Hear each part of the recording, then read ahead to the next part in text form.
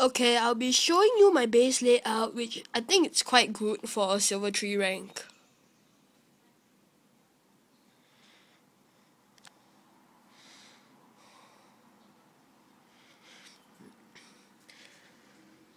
I think this base layout is good. Remember, your base has to be parallel or symmetrical, whatever. It has to be symmetrical as it provides most coverage. You shouldn't place the buildings too close together, so you can have like lesser spawn area for your opponents. So you see, these people can't spawn over here. This whole area are places where people can't spawn.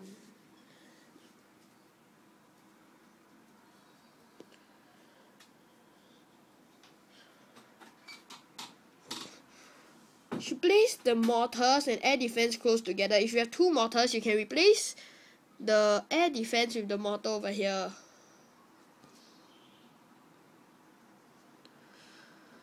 Well, I hope you like my base and please subscribe.